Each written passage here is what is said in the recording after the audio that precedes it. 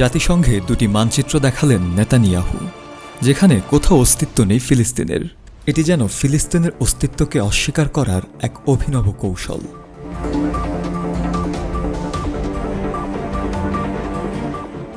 ইসরায়েলের প্রধানমন্ত্রী Benjamin Netanyahu জাতিসংঘের সাধারণ পরিষদের অধিবেশনে ভাষণ দেওয়ার সময় মধ্যপ্রাচ্যের দুটি মানচিত্র দেখিয়েছেন। দেখা গেল শুক্রবারের অধিবেশনে তার দেখানো দুটো মানচিত্রের কোথাও ফিলিস্তিনের কোনো অস্তিত্ব নেই। ফলে এই কথা স্পষ্ট যে ফিলিস্তিনকে তারা কোনো দেশ হিসেবেই দেখছে না। মূলত সেটি বোঝানোই ছিল মানচিত্র দুটি উত্থাপন করার মূল কারণ।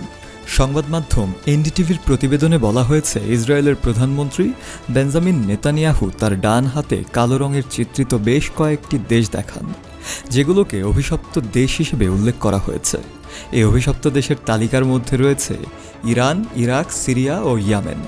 এই চারটি দেশই মুসলিম সংখ্যাগরিষ্ঠ দেশ। পাশাপাশি ভূরাজনৈতিক দিক থেকেও এই দেশগুলোর সঙ্গে বেশ কিছু সমস্যা রয়েছে ইসরায়েলের। তবে শুধু যে অভিশপ্ত দেশের তালিকায় দিয়েছে ইসরায়েল তা কিন্তু নয়, কিছু দেশকে আশীর্বাদ পুষ্ট হিসেবেও উল্লেখ করা হয়েছে সেই মানচিত্রে। নেতানিয়াহুর বাঁ হাতে থাকা মানচিত্রে সবুজ রঙে ছিল আশীর্বাদ পুষ্ট দেশগুলোর তালিকা। সেই দেশগুলোর মধ্যে নাম রয়েছে মিশর, সৌদি আরব ও সুদানের। যদিও এই তিনটি দেশও বিশ্বে মুসলিম দেশ হিসেবেই পরিচিত, তবে মুসলিম দেশের বাইরেও সেখানে ভারতের নাম রয়েছে। কিন্তু আলোচনার অন্যতম ব্যাপারে পরিণত হয়েছে ইসরায়েলি প্রধানমন্ত্রী অভিশপ্ত ও আশীর্বাদতুল্য যে দেশগুলো চিহ্নিত করেছেন তার একটির মধ্যেও ফিলিস্তিনের নাম নেই। এর আগে জাতিসংঘের ৬৯তম সাধারণ অধিবেশনে ভাষণের জন্য ইসরায়েলের প্রধানমন্ত্রী নেতানিয়াহুর নাম ঘোষণা করতেই বিক্ষোভে ফেটে পড়েন অনেকে। এ সময় নেতানিয়াহুকে অনেকে হিটলার বলেও চিৎকার করতে থাকেন।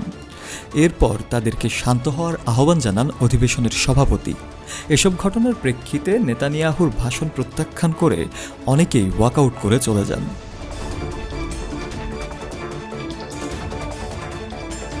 শফেল মাওলা, কালের কণ্ঠ।